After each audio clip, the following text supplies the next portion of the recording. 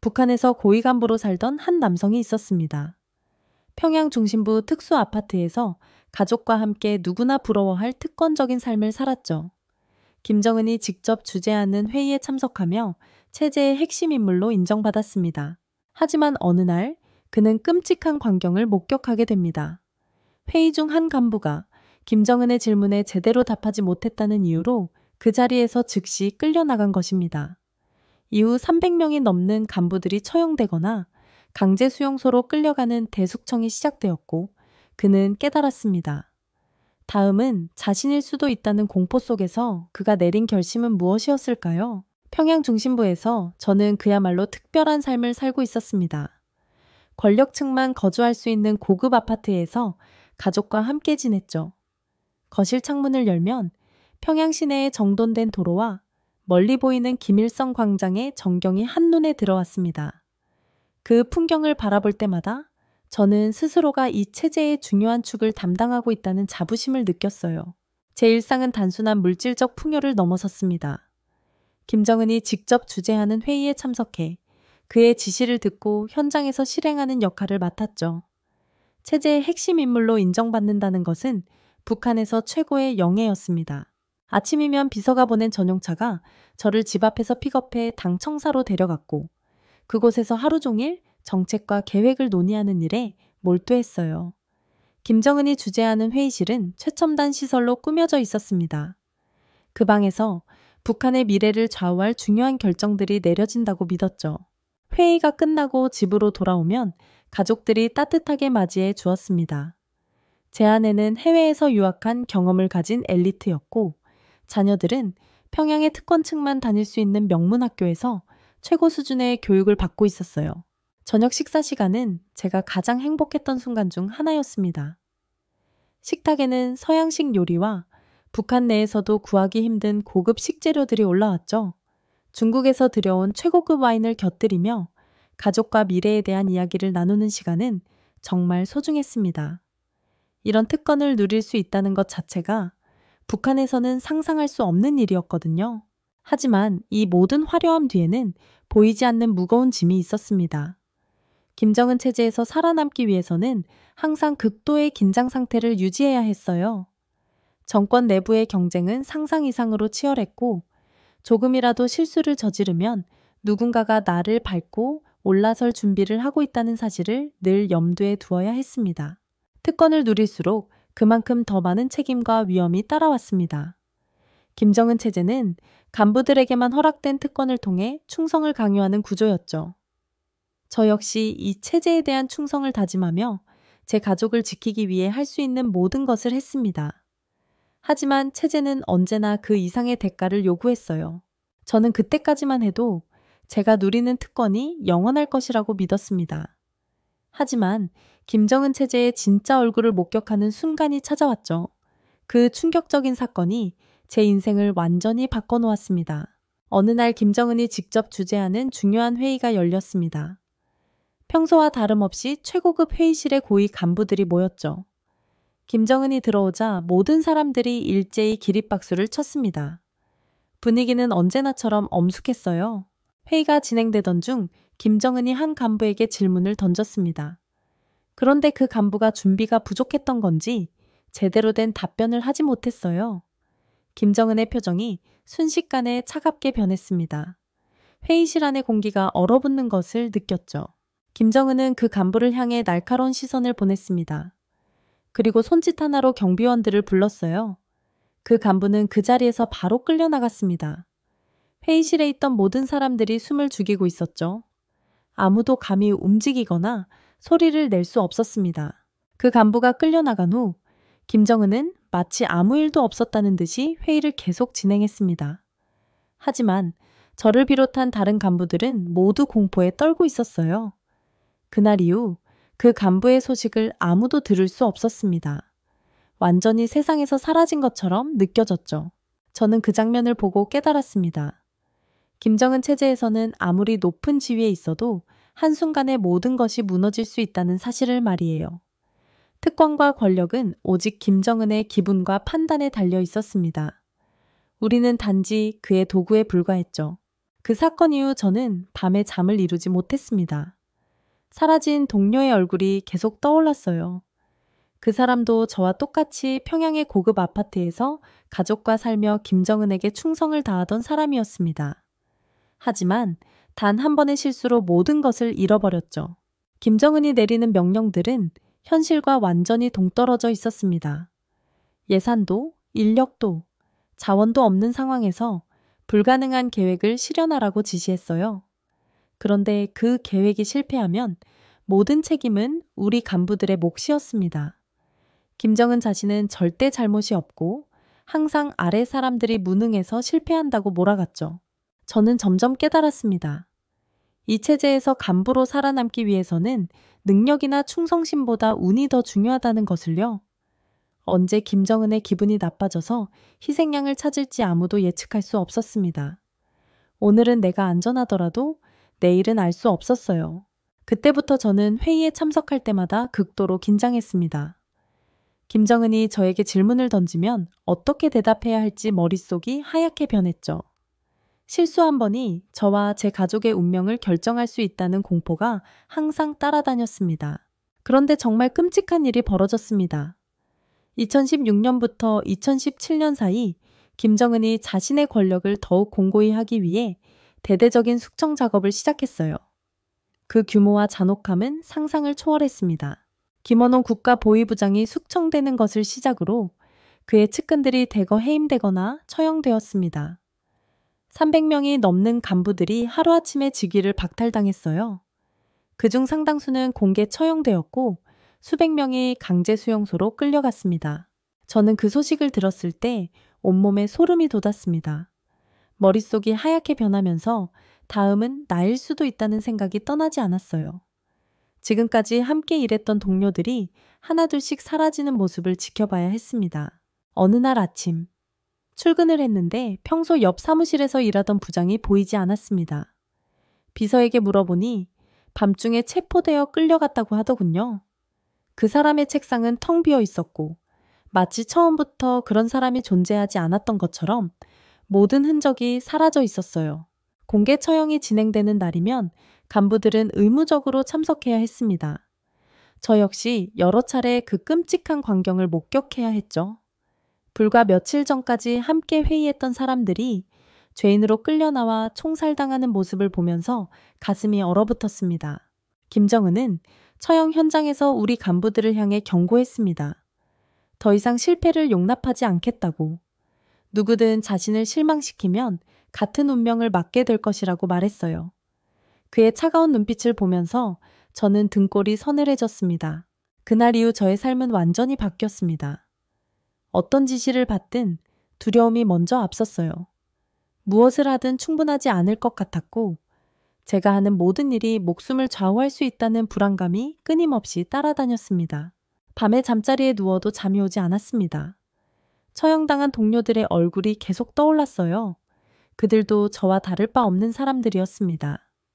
평양의 고급 아파트에서 가족과 함께 살며 김정은에게 충성을 다했던 사람들이었죠.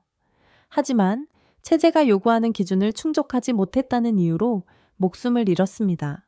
가장 큰 공포는 제가 숙청당하면 가족들도 함께 처벌받는다는 사실이었습니다.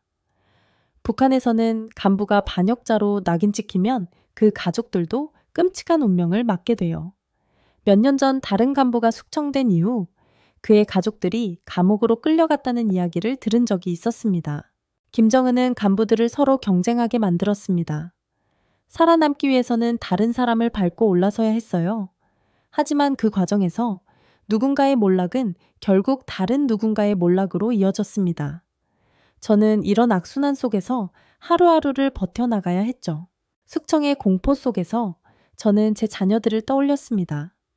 두 아이는 평양에서도 최고 수준의 학교에 다니고 있었지만 과연 이 체제 안에서 진정한 미래를 보장받을 수 있을까 하는 의문이 들었어요. 제 딸은 의사가 되고 싶다고 했고 아들은 과학자가 되는 것이 꿈이라고 했습니다.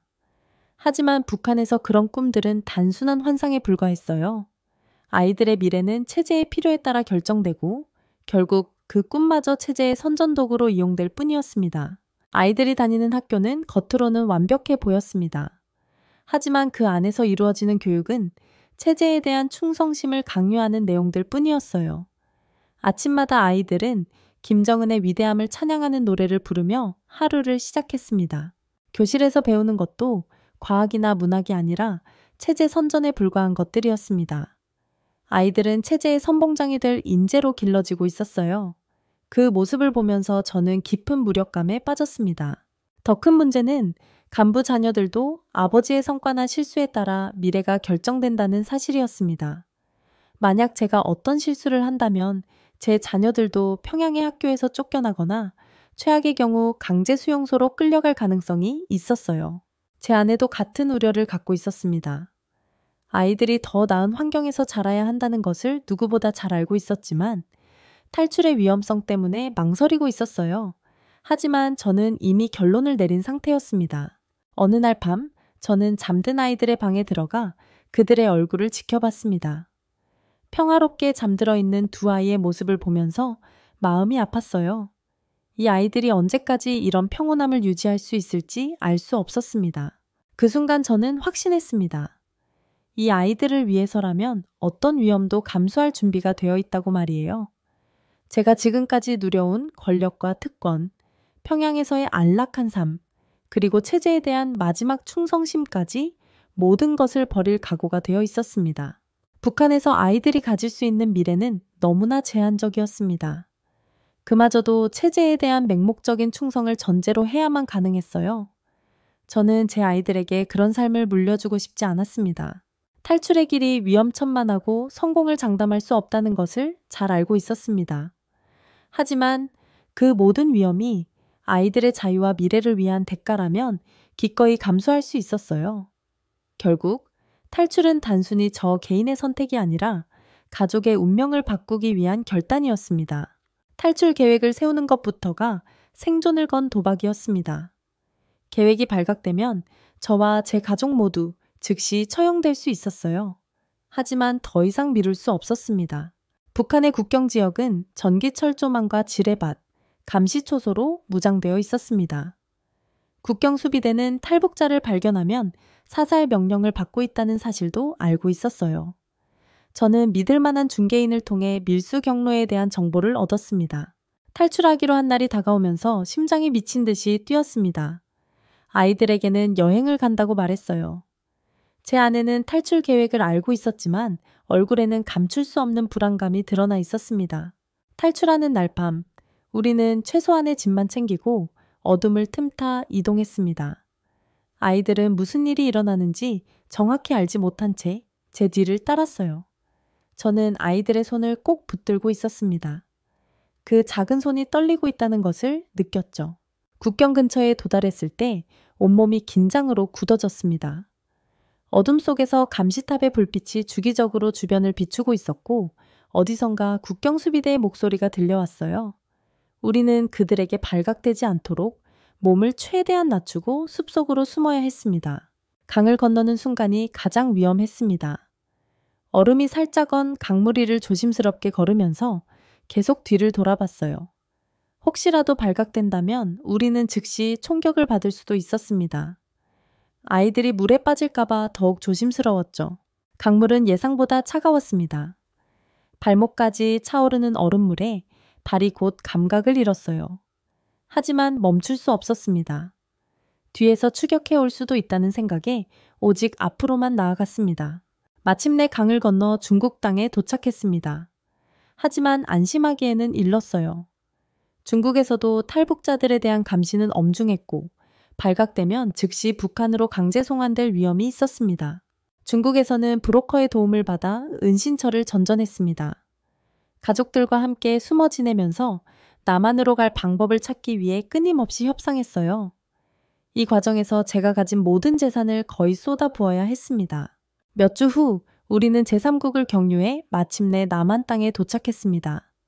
한국 공항에 발을 디딘 순간 제 아내와 저는 서로를 껴안고 말없이 눈물을 흘렸어요. 아이들은 우리가 왜 우는지 몰라 어리둥절해 했지만 저에게는 꿈인지 현실인지 믿기 어려운 순간이었습니다. 그렇게 우리 가족은 목숨을 걸고 자유를 찾아 나섰습니다. 뒤돌아보니 그 모든 위험과 고통이 지금의 자유로운 삶을 위한 값진 대가였다는 생각이 들었습니다. 한국 땅을 밟는 순간부터 모든 것이 낯설었습니다. 하지만 그 낯섦은 곧 놀라움과 감탄으로 바뀌었어요. 제가 알고 있던 평양의 모습과는 차원이 다른 풍경이 눈앞에 펼쳐졌습니다. 서울 도심에 들어섰을 때 가장 먼저 느낀 것은 도시의 역동성이었습니다. 모든 것이 살아 움직이고 있었어요. 고층 빌딩들이 하늘 높이 솟아 있었고, 도로를 달리는 자동차들은 끊임없이 목적지를 향해 달려가고 있었습니다. 사람들의 모습도 인상적이었습니다. 북한에서는 사람들이 집단의 일부로 존재했다면, 여기서는 모든 사람이 자신만의 목적을 가지고 삶을 살아가는 것처럼 보였어요. 각자의 개성과 스타일로 옷을 입고 자유롭게 행동하는 모습이 신기했습니다. 도시 곳곳에서 진행되는 건설 현장들도 놀라웠습니다. 새로운 건물이 세워지고 기존 구조물들이 더 나은 모습으로 개선되고 있었어요. 북한에서는 대규모 건축 프로젝트가 지도자의 지시에 의해 이례적으로 진행되다가 예산 부족으로 중단되는 경우가 많았는데, 여기서는 도시 전체가 끊임없이 발전하고 있었습니다. 한국의 기술력은 정말 충격적이었습니다. 북한에서도 일부 고위 간부들에게는 컴퓨터와 휴대전화가 제공되었지만 사용은 철저한 감시와 제한적으로만 가능했어요. 하지만 남한에서는 모든 사람이 스마트폰을 자유롭게 사용하고 있었습니다. 인터넷 속도는 상상을 초월했습니다. 어디서나 원하는 정보를 즉시 검색할 수 있고, 온라인을 통해 업무를 처리하거나 쇼핑을 하는 모습들이 믿기 어려웠어요. 이런 편리함이 일상생활에 자연스럽게 스며들어 있다는 것이 놀라웠습니다. 도시 안에 조성된 공원들도 인상 깊었습니다. 평양에도 인공적으로 만든 공원이 있었지만 그것은 주로 전시용이나 상징적인 의미였어요. 하지만 여기서는 시민들이 실제로 휴식을 취하고 운동을 하며 여가를 즐기는 공간으로 활용되고 있었습니다. 밤이 되면 도시의 모습은 더욱 장관이었습니다. 평양에서도 주요 건물들에는 조명이 있었지만 전력 사정 때문에 어두운 곳이 많았어요. 하지만 한국의 도시는 밤에도 활기차고 밝았습니다. 건물마다 켜진 불빛들이 하늘에 반사되어 끝없이 이어지는 듯했죠. 24시간 내내 전기가 공급된다는 것도 신기했습니다. 북한에서는 정전이 일상이었는데 여기서는 언제든 전기를 마음대로 사용할 수 있었어요. 이런 기본적인 인프라가 얼마나 소중한 것인지 새삼 깨달았습니다. 무엇보다 인상적이었던 것은 사람들의 자유로운 모습이었습니다. 누구의 눈치도 보지 않고 자신이 원하는 대로 행동하고 말하고 생각할 수 있다는 것이 정말 부러웠어요. 이곳에 와서야 비로소 진정한 삶이 무엇인지 깨달을 수 있었습니다. 남한에서의 삶이 안정되면서 저는 이 사회가 어떻게 작동하는지 더 깊이 관찰할 기회를 가졌습니다. 가장 큰 충격을 받은 것은 한국의 정치 체제와 민주주의였어요. 북한에서는 모든 결정이 위에서 내려오고 그것이 절대적인 법처럼 여겨졌습니다. 지도자의 말은 곧 진리였고 그에 반대하는 것은 상상조차 할 수 없었어요. 하지만 남한에서는 그 모든 것이 정반대였습니다. 한국의 국회 토론을 보게 된 것은 정말 충격적인 경험이었습니다. 의원들이 각자의 의견을 자유롭게 표현하고 서로 다른 관점에서 질문을 던지는 모습은 제가 지금껏 본 적 없는 광경이었어요. 북한의 회의는 오직 한 사람의 결정을 찬양하는 자리였는데 말입니다. 남한의 언론도 저를 놀라게 했습니다. 북한에서는 모든 미디어가 정권의 선전도구였고 정부가 승인하지 않은 정보는 철저히 차단되어 했어요. 하지만 여기서는 텔레비전과 신문이 정부를 향해 거리낌 없이 비판을 가하는 모습을 볼 수 있었습니다. 언론인들이 대통령의 정책을 분석하며 잘못된 점을 지적하는 것을 보고 얼마나 놀랐는지 모릅니다. 심지어 대통령을 조롱하는 프로그램도 있더군요. 이런 광경을 보며 큰 충격과 혼란을 느꼈지만 곧 그것이 바로 민주주의의 본질임을 깨달았습니다. 선거 풍경은 더욱 놀라웠습니다. 여러 후보자들이 각자의 공약과 비전을 내세우며 유권자들의 선택을 받기 위해 노력하는 모습을 보았어요. 사람들이 각자의 의견을 갖고 선거에 참여하는 것 자체가 민주주의가 살아있음을 보여주는 증거였습니다. 한국의 정치 체제를 관찰하면서 북한 체제가 얼마나 부자연스러운 것인지 다시금 느꼈습니다. 북한에서는 지도자가 국민을 지배하려는 강압적인 체제를 유지하며 사람들에게 선택의 기회를 박탈했어요. 하지만 남한에서는 국민이 지도자를 선택하고 지도자가 국민을 위해 일하도록 요구했습니다. 북한에서는 모든 실패와 문제가 아래 사람들의 잘못으로 전가되었습니다.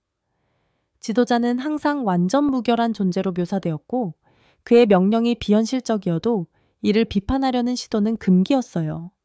하지만 남한에서는 대통령조차 잘못된 정책에 대해 책임을 져야 했고 언론과 국민의 비판을 피할 수는 없었습니다. 저는 이것이야말로 체제를 견고하게 만드는 힘이라는 것을 깨달았습니다.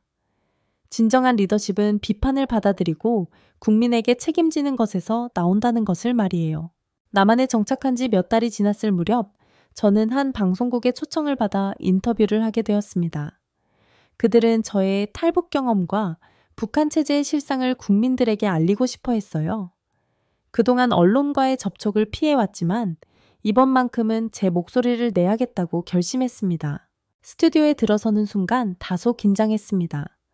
북한에서는 오로지 지도자를 찬양하는 방송만 존재했고 미리 작성된 각본대로만 진행되었어요. 하지만 여기서는 제 이야기를 있는 그대로 전할 수 있는 자유가 있었습니다. 카메라가 돌아가자 진행자가 조심스럽게 질문을 던졌습니다. 저는 침착하게 입을 열었어요. 평양에서 간부로서 누린 특권들과 그 뒤에 숨겨진 공포에 대해 솔직하게 이야기했습니다. 김정은 체제의 공포 정치에 관한 질문이 이어졌습니다. 저는 숨기지 않고 말했어요. 김정은 정권이 현실적으로 불가능한 명령을 내리고 그것이 제대로 이행되지 않으면 간부들에게 모든 책임을 떠넘기는 방식에 대해서 말입니다. 그런 처벌을 가까이서 목격하며 제가 다음 차례가 될지도 모른다는 두려움 속에서 살아야 했던 경험도 털어놓았습니다. 김정은 정권의 처벌 수위는 극단적이었고 그런 억압으로 유지되는 정권의 취약성에 대해서도 지적했어요. 탈북 이유에 대한 질문에는 더욱 솔직하게 답했습니다. 제 아이들이 북한에서 더 이상 미래를 가질 수 없다는 것을 깨달았을 때 모든 것을 버리고 탈출을 결심했다고 말했어요. 아이들이 자유를 누리지 못하고 체제의 도구로 길러지는 것을 견딜 수 없었다고 했습니다. 인터뷰가 진행될수록 저는 점점 더 자신감을 얻었습니다. 김정은 체제를 비판하는 것은 북한에서는 절대 불가능한 일이었지만 여기서는 누구도 저를 막을 수 없었어요. 남한의 민주주의를 경험하며 얻은 깨달음도 덧붙였습니다. 여기서 저는 비판이 체제를 강화할 수 있다는 것을 배웠다고 말했어요. 북한에서는 지도자를 찬양하는 목소리만 들리지만 남한에서는 비판과 토론이 일상이며 이것이야말로 건강한 사회의 모습이라고 했습니다. 마지막으로 진행자가 앞으로 무엇을 하고 싶은지 물었습니다. 저는 깊이 생각한 뒤 답했어요. 북한에서 제가 경험한 것을 더 많은 사람들에게 알리고 싶다고. 김정은 정권의 억압 속에서 고통받는 사람들에게 자유가 무엇인지 그리고 변화가 가능하다는 희망을 전하고 싶다고 말했습니다. 인터뷰가 끝난 뒤 스튜디오를 나서며 깊은 숨을 내쉬었습니다. 제 이야기가 누군가에게 작은 깨달음이나 변화의 씨앗이 되었기를 바랐어요. 하루는 남산 꼭대기에 올라 서울의 야경을 바라보며 생각에 잠겼습니다. 도시의 불빛들은 단순한 전력의 풍요를 넘어 자유와 번영의 상징처럼 느껴졌어요. 이 빛을 북한에도 전할 수 있을까 하는 생각이 들었습니다. 인민군 중자로 15년간 충성했던 그의 삶은 한순간에 뒤바뀌었습니다. 최전방 부대 시찰에서 마주한 처참한 현실과 진실보고서가 거부당하면서 체제에 대한 의문이 생겼습니다. 친구의 갑작스러운 실종, 숙청 명단에 오른 자신의 이름을 발견한 그는 여군 장교와 함께 탈출을 결심합니다. 북한 고위군 간부의 자유를 향한 필사적인 도전, 그 충격적인 실화를 지금부터 공개합니다. 저는 인민군 제4군단 작전부 소속 중좌였습니다. 김일성 군사종합대학을 졸업하고 군 생활 15년 차까지 충성심 하나로 살아왔습니다. 모든 변화는 함경북도 접경지역 최전방 부대 시찰에서 시작됐습니다. 부대에 도착했을 때 병사들의 모습은 충격적이었습니다. 영양실조로 볼이 움푹 패인 얼굴들이 즐비했습니다. 부대장은 표면적으로는 철통 같은 경계태세를 유지하고 있다고 말했지만 실상은 달랐습니다. 병사들은 쌀 대신 옥수수와 풀뿌리로 연명하고 있었고 훈련은 식량 부족으로 제대로 이루어지지 않았습니다. 장비들은 녹슬어 있었고 동절기 난방유는 이미 바닥난 상태였습니다. 부대장에게 실제 상황을 물었더니 그는 주변을 살피며 작은 목소리로 말했습니다. 실상을 보고하면 부대장이 교체되고 상부는 항상 혁명적 성과만을 원한다고 했습니다. 평양으로 돌아와 보고서를 작성했습니다. 식량 보급 실패, 장비 노후화, 병사들의 건강 상태 악화 등 모든 것을 있는 그대로 적었습니다. 하지만 다음 날 군단장이 저를 불러 보고서를 다시 작성하라고 지시했습니다. 최고사령관이 군을 세계 최강으로 만들었는데 이런 보고서는 반역이나 다름없다고 했습니다. 그날 밤 집에서 깊은 생각에 잠겼습니다. 15년간 믿어왔던 체제가 갑자기 모래의 성처럼 느껴졌습니다. 모든 보고서가 거짓이라면, 우리 군의 실상이 이렇다면 우리가 믿는 체제의 강함이 모두 허구라면 어떻게 되는 것인지 의문이 들었습니다. 허위보고 체계 속에서 진실은 사라지고 위기는 감춰진 채 증폭되고 있었습니다. 이것이 제 마음속에 생긴 첫 균열이었습니다. 윤성호 대자는 군사대학 동기로 절친한 친구였습니다. 군수물자 담당 부서 책임자로 항상 원칙과 규율을 중시했습니다. 그런 그가 갑자기 출근하지 않게 되었습니다. 참모부 동료가 조심해야 한다며 윤성호가 반당적 태도로 조사받고 있다고 알려주었습니다. 윤성호는 최근 간부들의 물자 유용과 비리에 대해 내부적으로 문제를 제기했었습니다. 그날 저녁 윤성호의 집을 찾아갔지만 문은 굳게 닫혀 있었고 이웃들은 모른 척했습니다. 다음 날 아침 윤성호의 사무실은 봉쇄되어 있었고 그의 책상은 비워져 있었습니다. 마치 존재하지 않았던 것처럼 모든 흔적이 사라졌고 누구도 그에 대해 말하지 않았습니다. 식당에서 식사 중일 때 보위부 최 부부장이 앞에 앉았습니다. 겉으로는 웃는 얼굴이었지만 그의 눈빛은 차가웠습니다. 그는 윤성호 문제로 마음이 복잡하겠다고 말했습니다. 제가 윤 대자가 어떻게 되었는지 모른다고 하자 그는 군 간부는 지도자의 사상만 따라야 하며 다른 생각은 위험하다고 경고했습니다. 좋은 앞날이 기다리고 있으니 불필요한 의무는 갖지 않는 게 좋겠다는 말도 덧붙였습니다. 이후 사무실로 오가는 길에 항상 같은 얼굴이 보였고 전화에는 이상한 잡음이 섞였습니다. 감시가 시작된 것이었습니다. 참모부에서 우연히 윤성호 같은 반역자들의 명단이 더 있다는 대화를 엿들었습니다. 어느 날 밤 보안이 철저한 군사문서고에서 사상 불순 인물 감시 대상 명단에 제 이름이 있는 것을 발견했습니다. 심장이 빠르게 뛰기 시작했습니다. 윤성호는 이미 사라졌고 다음은 저였습니다. 체제에 굴복하거나 탈출하는 두 가지 선택밖에 없었습니다. 집으로 돌아오니 밖에 감시원으로 보이는 사람이 서 있었습니다. 시간이 얼마 남지 않았다는 것을 직감했습니다. 작전부 내에 부하 중 한미영 대위가 있었습니다. 평소 열정적이던 그녀가 최근에 침울해 보였습니다. 늦게까지 사무실에 남아있는 그녀에게 무슨 일이 있는지 물었습니다. 그녀는 주변을 살핀 후 작은 목소리로 가족이 청진으로 추방됐다고 말했습니다. 아버지가 중국 친척과 연락했다는 이유였습니다.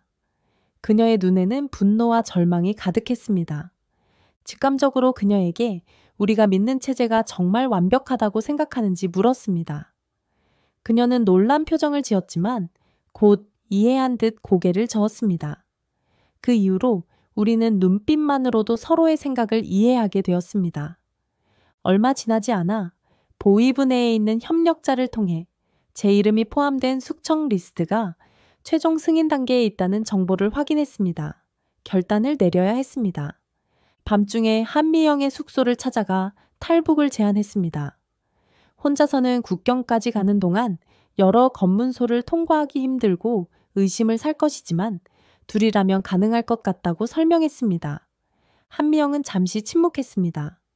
그녀에게 이것은 가족과의 영원한 이별을 의미했습니다. 하지만 그녀도 알고 있었습니다.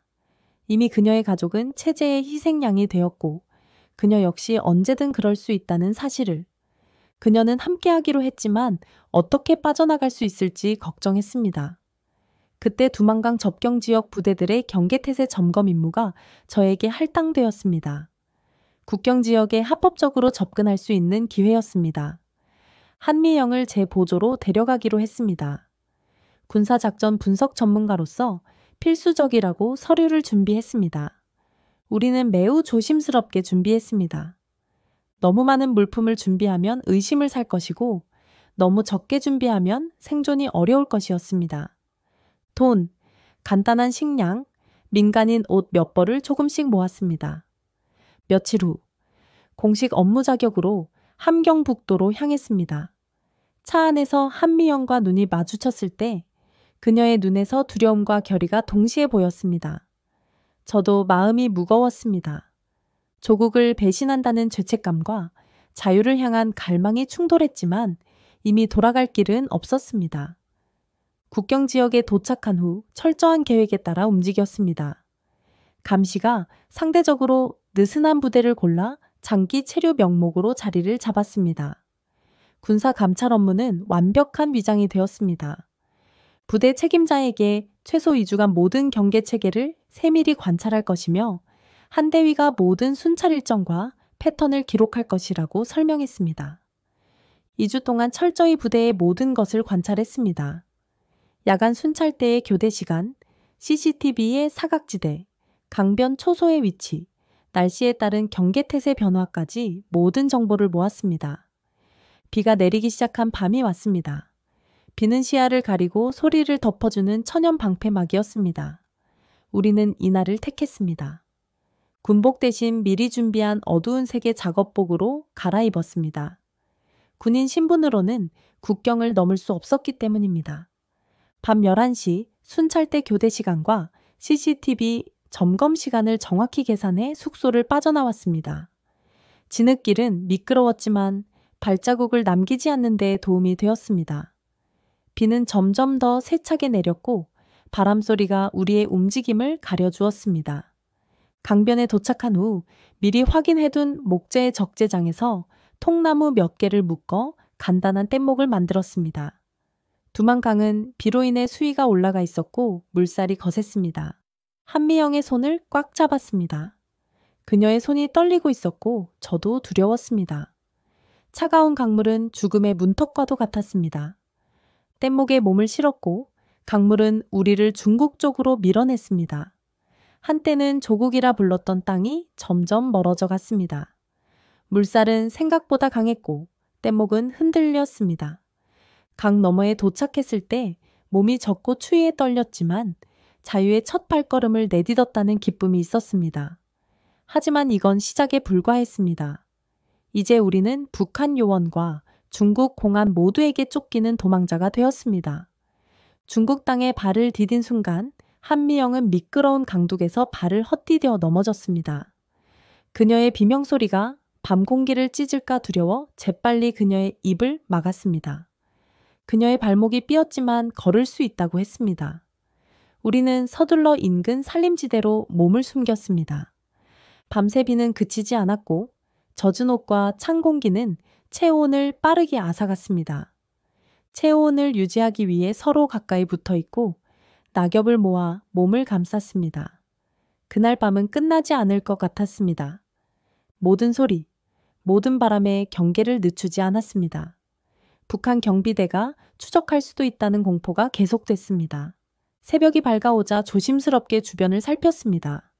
멀리 마을이 보였고 그곳에서 도움을 구해야 했습니다. 한미영의 발목은 붓기 시작했고 점점 더 많이 절뚝거렸습니다. 조선족 마을에 도착해 한국어를 사용해 볼 수 있는 집을 조심스레 물색했습니다. 마침내 한 집 앞에서 한국말로 대화하는 노부부의 목소리가 들렸습니다. 용기를 내어 그 집 문을 두드렸습니다. 문이 살짝 열리자 노인의 놀란 눈이 보였습니다. 도움이 필요하다고 말하자 노인은 주변을 살피더니 재빨리 우리를 안으로 들였습니다. 노부부는 마른 옷과 따뜻한 음식을 제공했고 한미영의 발목을 치료해 주었습니다.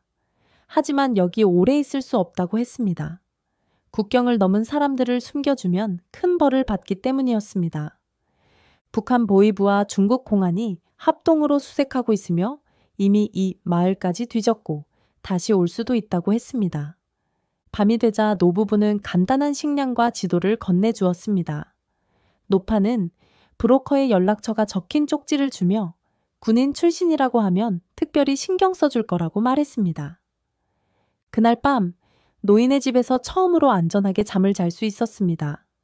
하지만 여기서 잡히면 북송되어 처형될 것이고 이 노부부도 위험에 처할 것이기 때문에 다음날 아침 일찍 떠나기로 결정했습니다. 노부부가 건네준 연락처로 브로커를 만나기까지 산속에 숨어 이틀을 보냈습니다. 숲속 은신처에서 비에 젖지 않기 위해 비닐과 나뭇가지로 간이 천막을 만들었습니다. 한미영의 발목은 여전히 아팠지만 붓기는 가라앉고 있었습니다. 약속한 장소에 도착했을 때 한 남자가 다가와 암호를 말했습니다. 백두산은 봄에 가장 아름답습니다. 이것은 노부부가 알려준 암호였습니다. 베이징 인근 조선족 교회 소속이라고 자신을 소개한 박 목사는 우리를 재빨리 경운기에 태워 시골길로 이동시켰습니다. 목적지까지는 10일 이상 걸리며 중간에 여러 번 숨고 이동해야 한다고 했습니다. 그는 우리를 트럭 화물칸으로 안내했습니다. 이불과 상자들 사이에 사람이 숨을 수 있는 작은 공간이 있었습니다. 좁고 숨이 막혔지만 안전을 위해서는 감내해야 했습니다. 트럭은 밤새도록 달렸고 좁은 공간에서 서로 의지하며 버텼습니다. 검문소에 걸려 심장이 멎을 것 같은 순간도 있었습니다. 한미영은 공포에 떨며 제 손을 꼭 잡았습니다. 첫 번째 경유지는 외진 창고였습니다. 이틀 동안 그곳에 머문 후 다른 브로커에게 인계되었습니다.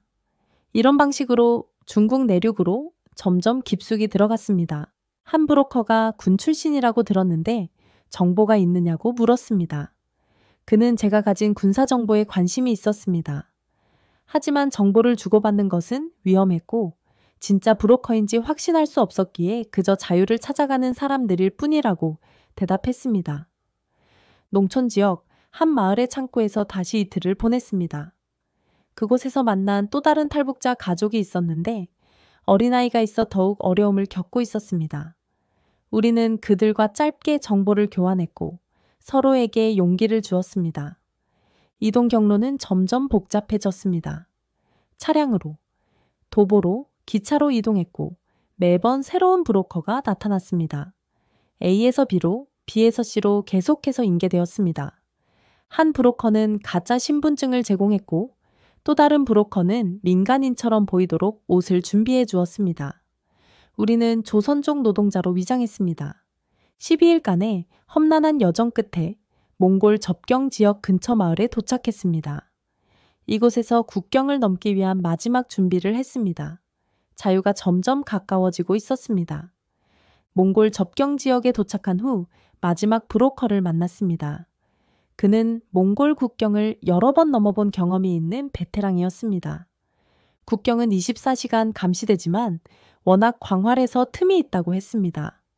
중국 경비대의 순찰 패턴을 파악했으니 걱정 말라고 했습니다. 우리는 몽골 지도와 간단한 몽골어 회화집을 받았고 하루 종일 숙소에 머물며 지도를 외웠습니다. 국경을 넘은 후 어디로 가야 할지, 어떻게 몽골 경비대에 접근해야 할지 계획을 세웠습니다. 중요한 것은 국경을 넘은 후 즉시 몽골 당국에 자수하는 것이라고 했습니다. 그들은 우리를 구금했다가 한국 대사관으로 인계할 것이라고 했습니다. 날이 저물자 낡은 지프차에 탑승했습니다. 차는 포장도로를 벗어나 험한 사막지대를 달렸습니다. 창밖으로는 끝없는 어둠뿐이었습니다. 어느 지점에서 도보로 가야 한다고 했습니다. 국경까지 약 5km, 걸어서 2시간 정도 걸린다고 했습니다.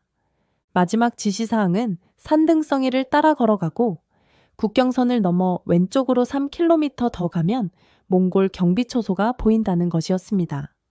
작은 배낭만 메고 어둠 속으로 걸었습니다. 발 아래 자갈이 발목을 삐끗하게 만들었고 찬바람이 얼굴을 할퀴었습니다.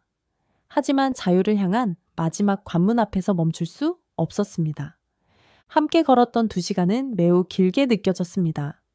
마침내 국경 표지판이 희미하게 보였습니다. 단순한 철제 기둥이었지만 새로운 세계로 들어가는 문이었습니다. 조심스럽게 주변을 살폈고 경비병이 보이지 않자 서둘러 국경을 넘었습니다. 몽골 땅에 발을 디딘 순간 무거운 짐을 내려놓은 듯 가슴이 벅차올랐습니다. 지시대로 왼쪽으로 방향을 틀어 계속 걸었습니다. 동이 틀 무렵 작은 초소가 보였습니다. 천천히 손을 들고 다가갔습니다. 몽골 경비병들이 총을 겨누며 나타났습니다. 아는 몇 마디 영어로 북한에서 왔으며 한국으로 가고 싶다고 말했습니다. 경비병들은 서로 몽골어로 대화를 나눈 후 우리를 초소 안으로 데려갔습니다. 처음 12시간 동안 작은 방에 갇혀 있었습니다. 두려움과 불안이 엄습했지만 이미 알고 있었던 과정이었습니다. 마침내 한 장교가 통역관을 대동하고 찾아왔습니다. 북한에서 온 탈북자인지 확인하고 정치적 망명을 요청했습니다. 몇 차례 신문 후 울란바토르로 이송되었습니다.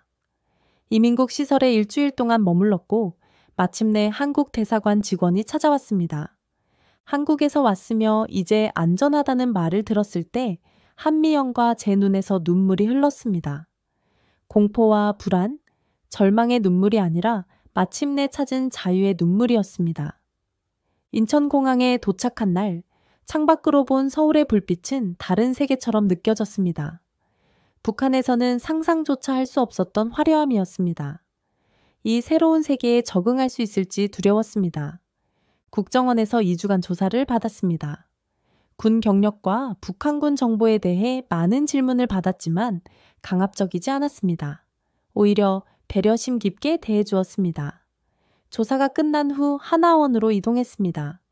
하나원에서의 3개월은 한국 사회 적응을 위한 중요한 시간이었습니다. 자유롭게 말하고 생각하는 법을 배웠습니다. 컴퓨터와 인터넷, 시장 경제의 개념, 민주주의의 원리까지 모든 것이 신선했습니다. 담당 상담사는 군 경력을 살려 정책연구소에서 일해보는 것을 제안했습니다. 북한군 경력이 여기서 가치가 있을지 망설였지만 기회를 놓치고 싶지 않았습니다. 하나원을 나온 후 국방 관련 정책연구소의 임시 자문으로 활동하기 시작했습니다. 북한군의 구조와 작전 방식에 대한 지식이 도움이 되어 보람을 느꼈습니다. 언론의 관심은 피했습니다. 북에 가족이 있을 수 있는 상황에서 제 얼굴이 알려지는 것은 위험했습니다. 한미영은 재교육을 받은 후 통신사 콜센터에서 일하기 시작했습니다. 그녀는 저보다 적응이 빨랐습니다. 새로운 기술을 배우는데 열정적이었고 사람들과 소통하는 것을 즐겼습니다. 우리는 서로에게 의지하며 힘든 시간을 이겨냈고 마침내 작은 아파트를 임대할 수 있게 되었습니다. 그곳은 북한에서의 제 관사보다 작았지만 자유롭게 말하고 생각할 수 있는 우리만의 공간이었습니다. 1년 후 조용한 결혼식을 올렸습니다. 하나원 동기들과 몇몇 동료들만 초대한 소박한 자리였지만 진정한 행복을 느꼈습니다. 탈북 과정에서 맺어진 인연이 이렇게 결실을 맺게 되었습니다. 점차 탈북민 네트워크 활동에도 참여하게 되었습니다. 새로운 탈북자들의 정착을 돕고 그들에게 조언을 해주는 일이 보람찼습니다. 북에서의 지위와 권력은 사라졌지만 여기서 찾은 작은 도움의 손길이 더 의미 있게 느껴졌습니다. 적응이 쉽지만은 않았습니다. 가끔 악몽에 시달렸고 사소한 일에도 과민 반응할 때가 있었습니다. 한국어도 달랐고 문화적 차이도 컸습니다. 하지만 조금씩 배우고 익히며 앞으로 나아갔습니다. 어느 날 밤 한강변을 걷다가 문득 생각했습니다. 언젠가 통일이 되면 북한군 개혁에 제 경험이 도움이 될 수 있지 않을까. 그것은 먼 미래의 일이겠지만 그런 날이 올 것이라는 희망을 품게 되었습니다. 자유를 찾아온 이유는 단순히 더 나은 삶을 위해서만이 아니었습니다. 언젠가 모든 북한 사람들이 자유롭게 살 수 있는 날이 오길 바라는 마음이었습니다. 이제 자유의 소중함을 알고 그 자유 속에서 꿈꾸고 노력하며 살아갑니다. 두려움 없이, 감시 없이 진실을 말할 수 있는 이 평범한 일상이 제게는 가장 큰 행복입니다. 북한 군대의 심장부라 불리는 북전략사령부 대령이 자신의 상관이었던 리동철 총자의 무자비한 방식의 혁명체제에 불만을 갖고 결국 탈북을 결행했다고 합니다. 과연 그에게 무슨 일이 있던 걸까요? 안녕하십니까. 제 이름은 이성훈입니다. 저는 북한 전략사령부 정치지도부에서 대령으로 근무했습니다. 제가 이렇게 여러분 앞에서 이야기를 할 수 있게 된 건 제가 걸어온 길이 비록 험난했지만 자유를 찾기 위한 여정이었기 때문입니다. 하지만 제 이야기는 처음부터 그런 용기 있는 선택으로 시작된 건 아니었습니다. 저는 북한 체제의 핵심부에서 일했습니다. 제가 소속된 전략사령부는 북한 군대의 심장부라 불리는 곳으로 장거리 미사일과 무기를 관리하는 중추적인 역할을 맡고 있었습니다. 흔히 북한의 군사력을 논할 때 미사일 위협이라는 단어가 나옵니다. 저는 바로 그 위협의 중심에서 일하며 군사 전략을 짜는 책임을 맡았습니다. 간단히 말하자면 북한의 군사 도발과 방어 전략을 기획하고 장거리 미사일의 발사 실험을 감독하는 직책이었습니다. 군대에 들어간 건 제 선택이 아니었습니다. 북한에서는 군 복무가 의무였고 저 역시도 평범한 군인으로 시작했습니다. 하지만 운 좋게 당의 신임을 얻어 군사 엘리트 과정을 밟게 되었습니다. 저처럼 정치지도부에 소속된 사람들은 단순히 군사 기술을 배우는 데 그치지 않았습니다. 우리의 역할은 군사적 능력을 극대화함과 동시에 병사들이 체제에 대한 절대적인 충성을 유지하도록 사상교육을 강화하는 것이었습니다. 특히 저는 남한과 미국의 군사 전략을 분석하고 북한이 이에 대응하기 위한 계획을 세우는 일을 맡았습니다. 남한의 최신 무기 체계와 미국의 군사 기술에 대한 정보를 수집하고 분석하는 과정에서 저는 놀라운 사실을 자주 마주했습니다. 우리가 남한 군사력을 비하하며 병사들에게 교육했던 것과는 달리 남한은 첨단 기술과 체계적인 군사 시스템을 갖추고 있었습니다. 그러나 우리는 이를 사실대로 말할 수 없었습니다. 병사들은 남한을 철저히 과소평가하도록 교육받았고 남한군은 허약한 적이라는 이미지로만 그려졌습니다. 하지만 지도부에서는 진실을 알고 있었고 그것이 저를 포함한 간부들에게 무거운 짐이 되었습니다. 제가 처음 군대에 들어갔을 때만 해도 저는 당과 체제에 대한 절대적인 충성을 다짐하며 시작했습니다. 김정일 동지가 계시기에 우리는 반드시 승리한다는 말은 그저 구호가 아니라 제 삶의 신념이었습니다. 전략사령부에서의 생활은 보통 병사들과 달랐습니다. 저는 지휘관으로서 안정적인 배급을 받았고 비교적 좋은 주거 환경에서 가족들과 생활할 수 있었습니다. 하지만 시간이 지나면서 그 안정감이 조금씩 무너지기 시작했습니다. 김정일 위원장이 사망한 이후 북한 내부는 급격히 혼란에 빠졌습니다. 새 지도자로 떠오른 김정은은 권력을 공고히 하기 위해 끊임없이 숙청을 단행했습니다. 누구든 체제 충성을 의심받으면 숙청 대상이 되었고 군 내부는 불안과 공포로 가득 차게 되었습니다. 전방의 병사들은 굶주림 속에서 근무하며 매일 생존을 위해 싸우고 있었습니다. 평양에서조차 배급제가 사실상 붕괴되면서 많은 주민들이 굶주림 속의 시장 경제에 의존해야 했습니다. 저는 매일 아침 출근할 때 사령부 입구에서 배급을 기다리며 줄 서 있는 병사들을 보았습니다. 그들의 얼굴은 기운이 없고 눈은 초점이 흐릿했습니다. 배고픔에 지친 그들의 모습을 보면서도 저는 아무런 도움을 줄 수 없었습니다. 우리 가족조차도 배급으로는 생계를 유지하기 어려웠고 아내는 옥수수 가루를 최대한 아껴가며 아이들에게 죽을 만들어 주었습니다. 북한 군 간부로서 제가 누리는 특권조차 남한이나 다른 자유세계의 기준으로 보면 초라한 수준이었습니다. 저희 상관이었던 리동철 총자는 체제를 유지하기 위해 무자비한 방식으로 군사 질서를 강화하려 했습니다. 그는 굶주림으로 쓰러지는 병사들조차 혁명 의지가 부족하다며 처벌하라고 명령했습니다. 저는 그에게 여러 번 병사들이 적절한 음식을 먹고 충분히 쉬어야 싸울 힘이 생긴다 라고 설득하려 했지만 그는 듣지 않았습니다. 오히려 너는 체제에 대한 충성이 부족한 것 아니냐 라는 말로 저를 경계하기 시작했습니다. 그때부터 저는 체제의 진정한 목적이 무엇인지 다시 생각하게 되었습니다. 체제는 우리를 지키기 위해 존재하는 것이 아니라 우리를 억압하기 위해 존재하고 있었습니다. 결정적으로 저를 체제에서 멀어지게 만든 사건은 한 병사의 처형이었습니다. 그 병사는 단지 남한 방송을 몰래 시청하다 발각되었습니다. 그는 군사법정에서 반역자로 낙인 찍혀 공개 처형되었습니다. 제가 그의 처형을 지켜보도록 강제로 참여시켰을 때 제 가슴 속에서 무언가가 무너지는 소리가 들렸습니다. 이 체제가 정말 우리를 위한 것일까? 그 질문은 제 머릿속에서 떠나지 않았습니다. 그날 이후 저는 결심했습니다. 제 아내와 두 아이를 이 체제에서 탈출시켜야겠다고. 저는 탈출이 얼마나 위험한 일인지 알고 있었습니다. 하지만 우리가 이 체제 속에 남아있다면 언젠가 우리 가족도 숙청당하거나 굶주림에 죽어갈 것이라는 생각이 더 두려웠습니다. 탈출을 결심한 뒤 저는 밤마다 철저히 계획을 세웠습니다. 리동철 같은 사람들이 저희를 감시하고 있었기 때문에 모든 움직임이 완벽히 은밀해야 했습니다. 가족들과 밤늦게 작은 목소리로 이야기하며 우리는 위험을 감수해야만 했습니다. 여보, 탈출하다 발각되면 우리 아이들은 어떻게 돼요? 아내는 처음에 두려워했습니다. 하지만 제가 체제의 잔혹함을 더 이상 감출 수 없었을 때 그녀는 눈물을 흘리며 제 결심을 받아들였습니다. 무슨 일이 있어도 우리 가족은 함께 있어야 해. 이제 저희 가족의 탈출은 더 이상 선택의 문제가 아니라 생존의 문제가 되었습니다. 탈출을 결심한 이후 저와 가족은 우리가 살고 있는 체제의 감시망에서 어떻게 벗어날지 고민에 고민을 거듭했습니다.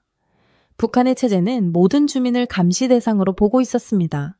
특히 저처럼 고위 간부로서 체제의 중심부에 있던 사람들은 탈출을 시도할 가능성이 조금이라도 보이면 숙청의 대상이 되곤 했습니다. 감시망을 피해 가족을 데리고 탈출한다는 건 불가능에 가까운 일이었습니다.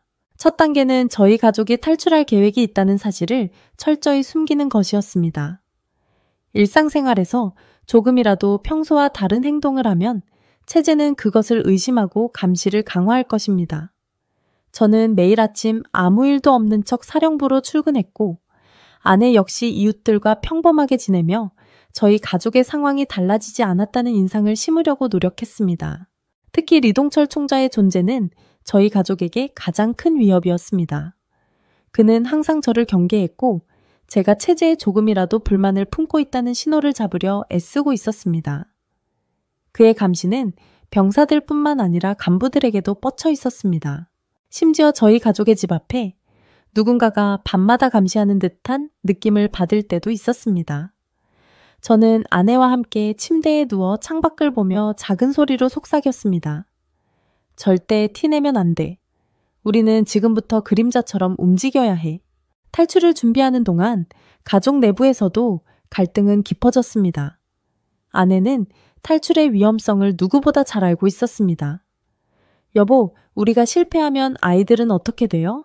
리동철 간부가 우리를 가만두지 않을 거예요. 그녀의 두려움은 정당했지만 저는 시간이 지날수록 우리의 상황이 점점 더 위험해진다는 사실을 느꼈습니다. 리동철은 병사들에게 사소한 실수만으로도 가혹한 처벌을 내리며 체제의 공포심을 강화하고 있었습니다. 병사들뿐만 아니라 간부들에게도 같은 방식으로 압박을 가하던 그는 조금이라도 체제에 불만을 품는 이들을 색출하려고 혈안이 되어 있었습니다. 그럴 때마다 저는 아내를 설득했습니다. 우리가 이 체제 안에서 살아남으려 해도 결국은 끝이야. 아이들이 커서도 이 체제 속에서 똑같이 고통받을 거야. 우리가 위험을 감수하지 않으면 그들에게 미래는 없어. 그녀는 눈물을 머금고 고개를 끄덕이며 말했습니다. 여보, 난 당신을 믿을게. 우리 가족이 함께라면 어디든 갈 수 있어. 아이들도 이상한 기운을 느끼고 있었습니다. 딸은 제가 밤마다 늦게까지 방에 남아 뭔가를 쓰는 것을 보고 아빠, 뭘 그렇게 쓰고 있어요? 라고 물었습니다. 저는 웃으며 그냥 아빠 일이야 걱정하지 마 라고 대답했지만 딸 눈은 여전히 의문으로 가득 차 있었습니다. 저와 아내는 아이들에게 탈출 계획을 직접 말할 수 없었습니다. 그들에게 지나친 부담을 줄 수 없었기 때문입니다. 하지만 아이들이 조금이라도 의심할 행동을 할까봐 우리는 철저히 경계하며 하루하루를 살았습니다. 저는 탈출 계획을 세우면서 우리가 선택할 수 있는 루트를 철저히 분석했습니다. 가장 가능성이 높은 길은 신의주를 거쳐 압록강을 건너 중국으로 들어가는 것이었습니다. 그러나 그 길은 위험으로 가득 차 있었습니다. 압록강에는 수많은 감시초소와 순찰대가 배치되어 있었고 국경을 넘으려는 이들은 대부분 발각되거나 사살되곤 했습니다. 우리는 무조건 밤에 움직여야 했고 가능한 최소한의 짐만 들고 다녀야 했습니다. 첫 번째 문제는 탈출에 필요한 자금이었습니다. 탈북을 돕는 밀수업자들은 엄청난 돈을 요구했습니다. 저는 사령부에서 간신히 모은 돈과 아내가 비밀리에 장마당에서 거래를 통해 구한 돈을 모아 목숨 같은 자금을 마련했습니다. 하지만 그 돈조차도 충분하지 않을 가능성이 높았습니다. 중국에 도착한 후에도 생존을 위해 추가적인 자금이 필요했기 때문입니다. 두 번째 문제는 탈출 시기의 결정이었습니다. 우리는 감시가 소홀해질 가능성이 있는 틈을 노려야만 했습니다. 리동철과 그의 감시망은 우리가 탈출하기 전에 반드시 따돌려야 할 최대의 장애물이었습니다. 그를 완전히 속이기 위해 저는 평소보다 더 체제에 충성하는 척 행동해야 했습니다. 체제에 의문을 품고 있다 라는 생각이 그의 머릿속에 떠오르지 않도록 모든 보고서를 철저히 작성하고 병사들을 독려하며 아무 일 없는 듯 행동했습니다. 탈출 직전, 저는 가족들과 조용히 대화를 나누었습니다. 아내는 여전히 두려운 표정을 감추지 못했지만 그녀의 눈빛은 결연해 보였습니다. 그녀는 제 손을 잡고 말했습니다. 여보, 이게 마지막 기회일 수도 있어. 우리가 실패하면 난 당신을 탓하지 않을게. 당신이 우리를 위해 여기까지 왔다는 것만으로도 충분해. 저는 그녀를 꼭 안으며 대답했습니다. 실패하지 않을 거야. 우리가 이 체제를 떠나야 아이들에게 미래가 있어. 탈출을 감행하기 전날 밤, 저는 집 안 구석구석을 살펴보며 혹시라도 남길 단서가 있는지 점검했습니다. 아내는 아이들에게 내일 아침에는 조금 빨리 움직일 거야. 너희는 엄마 아빠가 하라는 대로만 해야 해. 라고 단단히 주의를 줬습니다. 탈출 당일, 우리는 새벽 어둠을 틈타 평양을 떠났습니다. 군용 차량을 사용하는 핑계를 대어 가족들을 태웠고 검문소에서는 제가 전략사령부 대자라는 신분을 활용해 무사히 통과했습니다. 그러나 긴장감은 한순간도 사라지지 않았습니다. 아내는 뒷좌석에서 두 아이를 꼭 안고 있었고 저는 핸들을 잡은 손에 땀이 흥건했습니다. 제 머릿속에는 리동철의 얼굴이 떠올랐습니다. 내가 배신을 한다면 내 가족이 먼저 대가를 치를 것이다. 그의 말이 머릿속에서 맴돌았죠. 신의주에 도착했을 때 우리는 예정된 접선 장소에서 밀수업자를 만났습니다. 그는 돈을 확인한 뒤 우리를 압록강으로 안내했습니다. 강은 얼어 있었지만 얼음이 충분히 단단하지 않을까 두려웠습니다. 저는 가족들을 이끌며 천천히 얼음 위를 걸었고 발이 얼음을 밟을 때마다 삐걱거리는 소리가 들렸습니다. 그 소리가 너무 크게 느껴져 심장이 터질 것 같았죠. 압록강 중간쯤에서 딸아이가 미끄러져 넘어졌습니다. 그녀가 울음을 터뜨리려 하자 저는 그녀를 단단히 끌어안고 속삭였습니다. 아빠가 꼭 지켜줄게. 조금만 더 힘내자. 가족들은 두려움 속에서도 서로를 붙잡으며 앞으로 나아갔습니다. 드디어 강을 건너 중국 땅에 도착했을 때 우리는 서로를 끌어안고 조용히 울었습니다. 하지만 그것도 잠시뿐 우리는 곧바로 길림성의 조선족 마을로 이동해야 했습니다. 북한 보위부가 이미 추적을 시작했을 가능성이 높았기 때문입니다. 길림성에 도착한 후 우리는 조선족 교회의 도움을 받아 은신처를 제공받았습니다. 하지만 중국에서도 안전하지는 않았습니다. 보위부 요원들이 탈북자들을 잡기 위해 조선족 마을에 스파이를 심어놓았다는 소문이 끊이지 않았습니다. 그 과정은 고통스럽고 긴장이 연속된 시간이었습니다. 하지만 가족들은 서로를 믿으며 끝까지 버텼습니다. 그 끈끈한 믿음이 우리를 지탱하는 힘이었습니다. 길림성의 조선족 마을에서 보낸 날들은 잊고 싶어도 잊을 수 없는 기억들로 가득합니다. 우리 가족은 작은 방에 몸을 숨긴 채 언제라도 발각될 수 있다는 공포 속에서 하루하루를 보냈습니다. 창문은 항상 닫혀 있었고 바깥에서 들려오는 작은 인기척에도 모두가 숨을 죽여야 했죠. 아이들이 왜 여기서만 살아야 해요? 라고 물으면 저는 애써 웃으며 조금만 기다리면 더 좋은 곳으로 갈 거야 라고 대답했지만 제 자신조차 그 말이 사실일지 확신할 수 없었습니다. 남한으로 갈 수 있는 경로를 확보하기 위해 저는 구호단체와 밀수업자를 끊임없이 접촉해야 했습니다. 이 과정은 위험하고 고통스러웠습니다. 돈이 필요했고 신뢰할 수 없는 사람들과 거래해야 했습니다.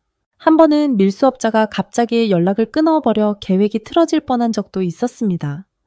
그날 밤 저는 아내와 함께 새벽까지 잠을 이루지 못하고 대책을 논의했습니다. 여보, 우리가 잘못된 선택을 한 걸까?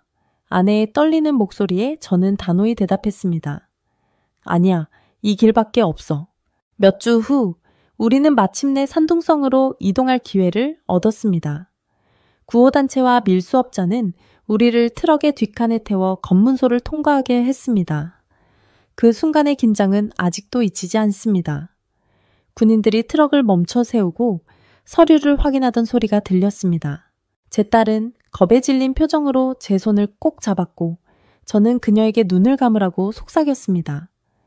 트럭이 다시 출발했을 때 저는 속으로 살았다고 외쳤지만 여전히 마음속의 두려움은 가라앉지 않았습니다. 산둥성에 도착한 후 우리는 구호단체의 안내를 통해 태국으로 가는 여정을 준비했습니다. 태국에 도착한 우리는 남한 대사관으로 향했습니다. 대사관 직원들은 우리를 따뜻하게 맞아주었습니다. 그들의 친절함은 북한에서의 삶과는 너무나 달랐습니다. 직원 한 명이 말했습니다. 여기선 안전하십니다. 이제 대한민국이 당신들을 보호합니다. 그 순간 저는 마음 깊이 안도감을 느꼈습니다. 우리 가족은 이제 진정으로 안전하다는 확신이 들었죠. 남한에 도착한 첫날의 기억은 아직도 선명합니다. 인천공항에 내리면서 저는 두 눈으로 믿기 어려운 세상을 마주했습니다. 모든 것이 깨끗했고 사람들은 활기차게 움직이며 서로 대화를 나누고 있었습니다. 북한에서 본 적 없는 자유로운 풍경이 펼쳐져 있었습니다.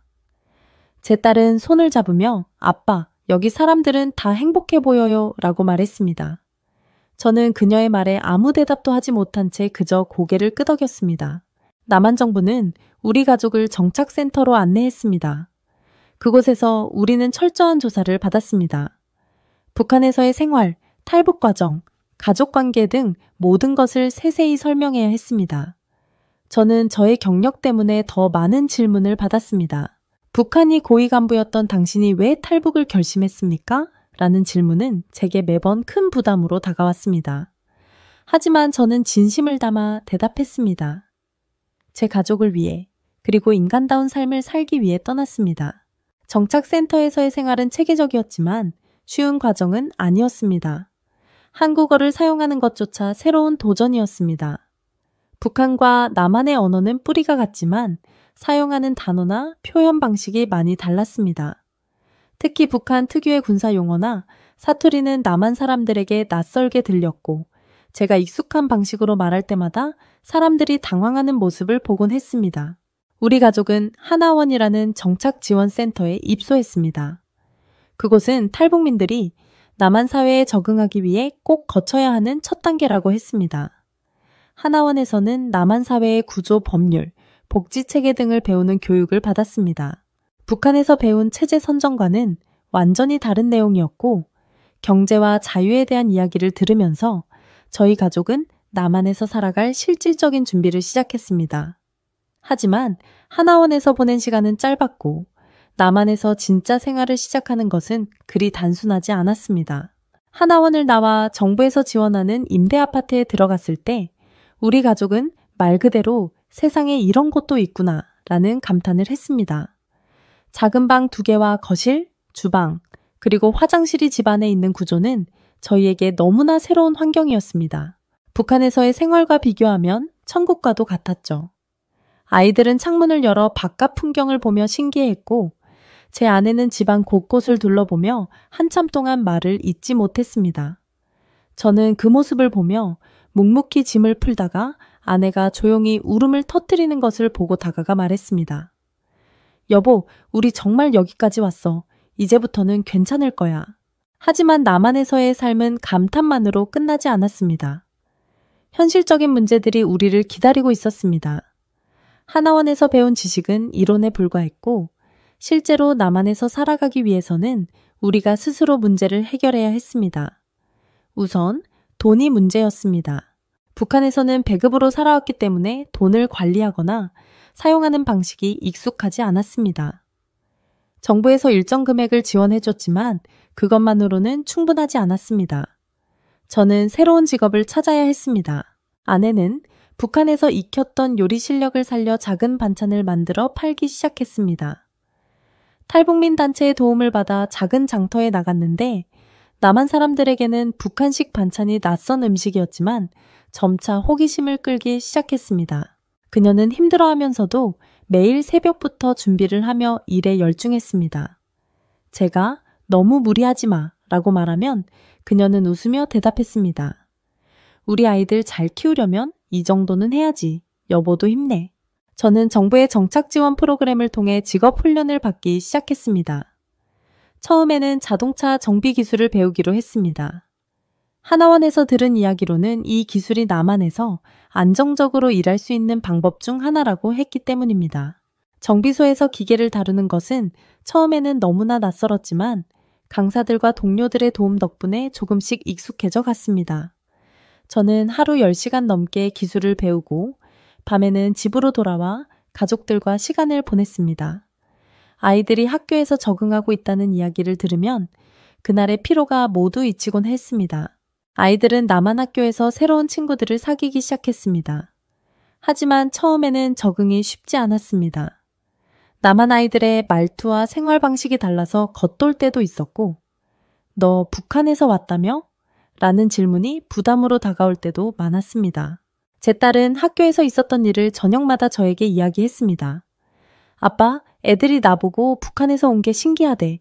그런데 나중에 자꾸 왜 북한에 살았냐고 물어봐서 좀 이상했어. 저는 딸에게 말했습니다. 너무 걱정하지 마라. 네가 겪은 모든 일은 자랑스러운 거야. 네가 지금 여기 있는 것만으로도 대단한 거란다. 딸은 제 말을 듣고 고개를 끄덕였지만 여전히 마음 한구석에는 복잡한 감정을 안고 있는 듯 보였습니다.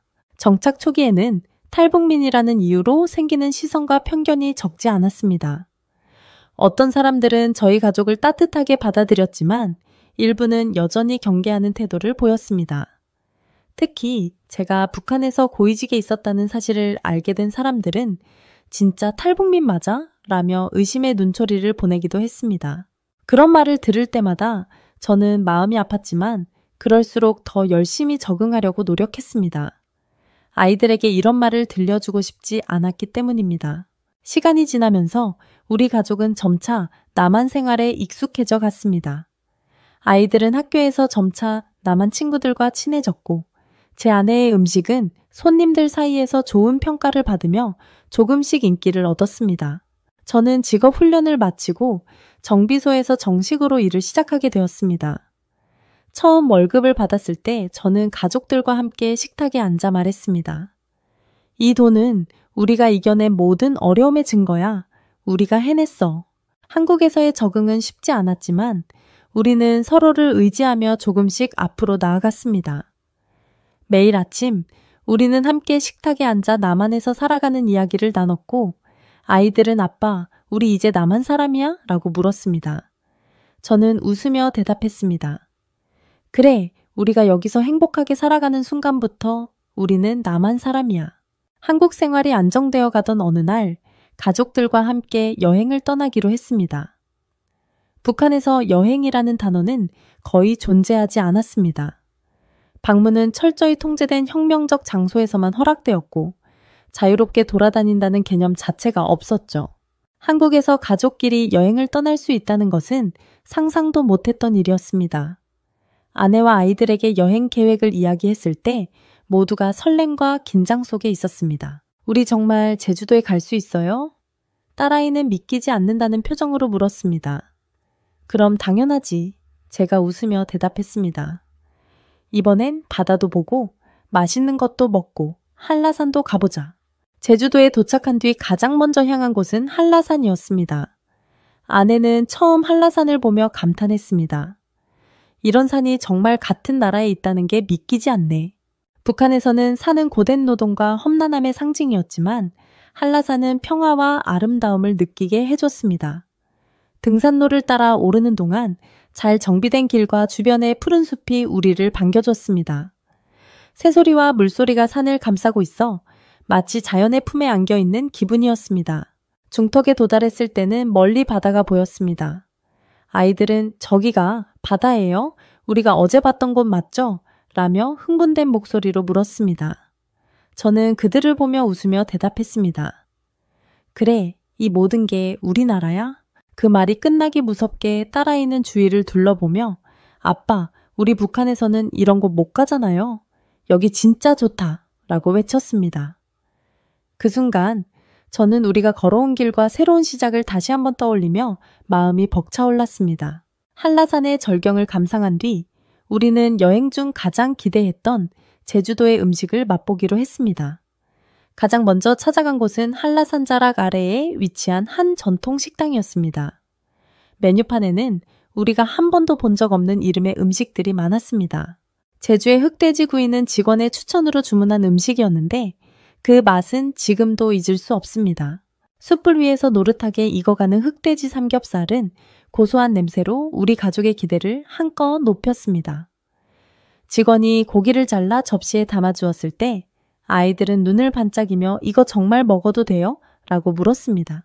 그럼 실컷 먹어도 돼 라고 말하자 아이들은 환하게 웃으며 고기를 입에 넣었습니다.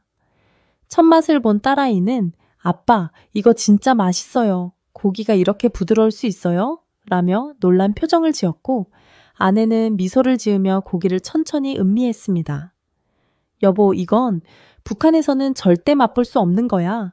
우리 정말 여기까지 잘 왔어. 다음으로 맛본 음식은 제주 해산물로 만든 회와 해물뚝배기였습니다. 이번에는 바다의 신선함을 그대로 담은 제주 음식을 기대했습니다. 해물뚝배기에는 큼지막한 전복과 새우, 각종 조개가 가득 들어 있었고 뜨거운 국물의 깊은 맛이 입안을 가득 채웠습니다. 아들은 국물을 한 입 먹고 아빠, 이 국물이 진짜 바다맛 같아 라며 웃었습니다. 저도 한 숟갈 떠먹으며 그 맛에 감탄하지 않을 수 없었습니다.